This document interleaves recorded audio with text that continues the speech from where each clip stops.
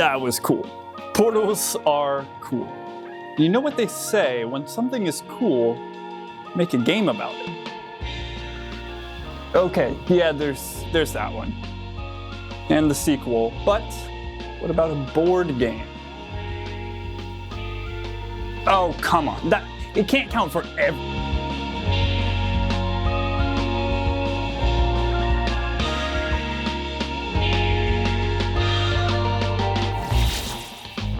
If you don't know us, we are Weird Mage, a new creative studio founded by 3 members, Honor, Sam, and Jasper. That's me. Hi. For the past few months, we've been working on a bunch of small projects designed to help us learn some specific skills and tools really quickly. Now, we're at the end of that list, and faced with our final challenge to design a board game. That should be easy. I mean, I'll just crack open my editor and... Wait, what editor do you use to export to real life? Yeah, I'm a video game developer, so this might be a little bit harder than I thought. But there actually kind of is a way you can export to real life. 3D printing. Before this project, I had mostly only printed models I'd found online. The only thing I'd made for myself was this little bathroom toiletries holder for things like my toothbrush and my comb. It's not the most elegant design, especially now that I've moved and it doesn't really fit on my countertop anymore, but it did help me learn the basics of my CAD software. Armed with that knowledge, I got to work on arguably the most important component of this entire thing, the portal rings. Here's my vision. In this game, you're going to explore and uncover brand new locations as you play. And then you'll be able to travel between those locations by opening portals between them.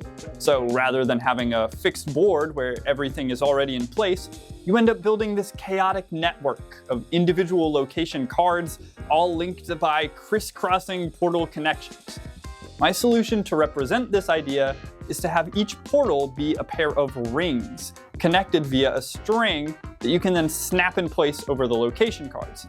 To figure out which destinations you can reach from a starting location, just follow the strings. And to keep the whole stack in place, both the locations and the portals will be filled with hidden magnets. Based on this idea, here's the design I came up with.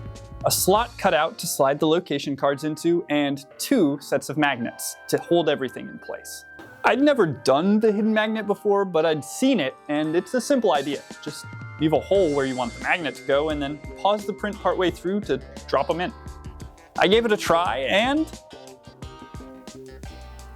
Oh, brother, this guy stinks!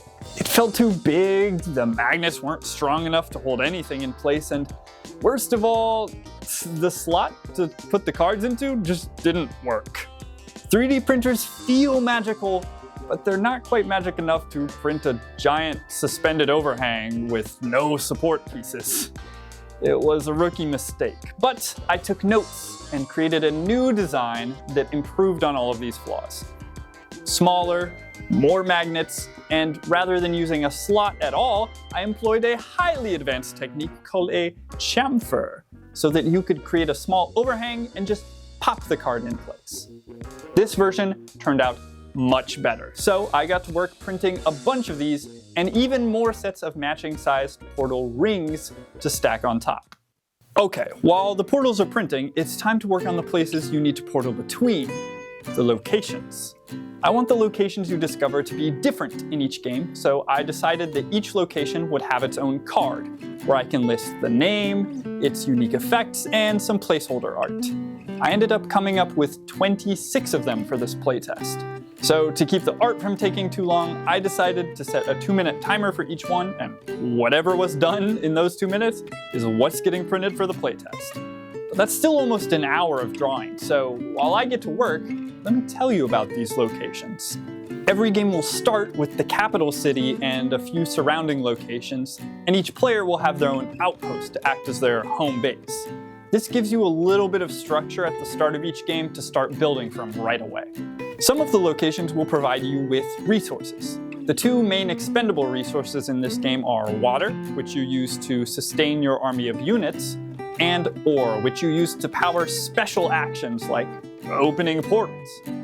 Another important location type is the city, where you can deploy new units as long as you have enough fodder. Most cities also have some secondary effect, like generating resources or being a little bit harder to attack. Then, my favorite, the locations that don't quite fit into any of the categories defined so far, like the Wandering Temple, which moves around which location it's connected to each turn, or the supercomputer, where you can buy extra actions. I think my absolute favorite is the trade route, which lets you copy the effects of one of the other locations you're connected to on each turn. Okay, we got the portals, we got the locations, but what do you actually do in this game besides just wander around? Well, I decided you would play as a faction trying to win over the goodwill of the people in order to be elected to the supreme seat of power, the Lordle of Portals. Shout out to What a Ghost 1524 for the name suggestion. But as anyone who's tried to decide where to eat on a family road trip will know, the will of the people is fickle, and pleasing them is no easy task. In fact, each round you'll be awarded points based on the 3 revealed virtue cards, and then you'll discard the oldest one there and replace it with a brand new one. So your win conditions are constantly changing throughout the game, forcing you to switch up your strategy. That's how you win, but what exactly do you do on your turn to get there? Well, generally speaking, you deploy units, open up portals, move between those portals, and fight other units by moving through the portals into a location that the units are already in. How exactly those things get done varies a little bit from faction to faction. In this playtest, I designed 2 factions, the Cyborg Tacticon and the Amoeba-like Hydrian. Each of them has their own action board, and this is where one of the weirdest inspirations for this game comes in. Yahtzee! Yahtzee, that's dice rolling strategy. Yahtzee is a classic dice game where you try to get the highest scoring combinations by repeatedly re-rolling your dice. But the interesting part is that you can lock in any number of your dice from the previous turn. So if you rolled 3 3s, you might choose to lock those in and try to re-roll the other ones to get a 5 of a kind. In Lordle of Portals, you start each turn with 6 dice in your action reserve. You can then spend dice from your action reserve to take actions by playing them into the matching slots. All these dice that you spent on your turn will get re-rolled before the start of your next one. But here's the Yahtzee part. All the dice that you didn't spend will stay in your action reserve. You can choose to re-roll these too, but if they have a value that you like, you can choose to keep them instead. So if you're really close to taking a super powerful action, you might choose to not spend those dice and instead save them for your next turn and hope that the others that you re-roll will give you that last crucial value that you need. It gets even deeper when you factor in each faction's combat maneuvers, special actions that you can take at the start of each round of combat to turn the tide in your favor.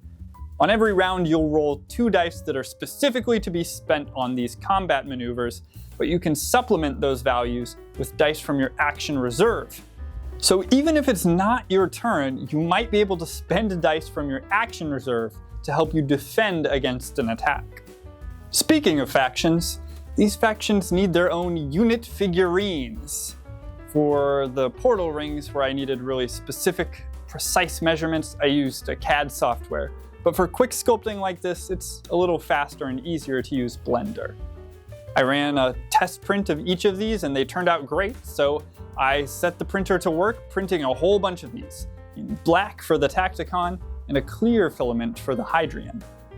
There was just one more component we needed for our playtest. Did you know that you can just buy 100 dice on Amazon? Like, you can get it for cheap. And it is extremely worth it. If you have never experienced the joy of rolling 100 dice at once, you need to remedy that as fast as possible. This game did not need 100 dice. I needed 100 dice. But the game did need some dice. Quite a few actually, between the action boards and the combat and the way that can all stack up. So once the dice arrived, Sam and I were finally able to give our first playtest. I was surprised at how well everything worked right away. The strategy around the action reserve mechanic actually came into play on pretty much every turn. The different virtue cards and the locations that we revealed in our game led to some interesting decisions, and the portal rings themselves were fairly easy to use, physically speaking. My biggest concern going into it was whether the factions would be remotely balanced. I mean, there's not a lot of similar mechanics I could compare to, so I was really going by my gut here. But it seems like despite being very different, the two factions were actually really well balanced, to the point that in our game, we went into 2 rounds of overtime before I barely managed to defeat Sam. As always, we had a ton of ideas on how to improve the game. We had ideas for new mechanics that would place a bigger emphasis on actually opening portals. I had a new idea for a portal ring design that better conveyed that these were portals in the first place. And of course, we just wanted more. More factions, more locations, more dice. But for now, those ideas would need to take a back seat. See, Lordle of Portals was a great learning project. But now it's time for us to focus all our attention onto our first commercial Steam release, which we've already started prototyping. But if you'd like us to revisit Lordle of Portals sooner rather than later, let us know. Maybe if there's a big enough interest, we could consider trying to clean it up and get it into your hands sooner rather than later. Oh, look! A portal into our next video!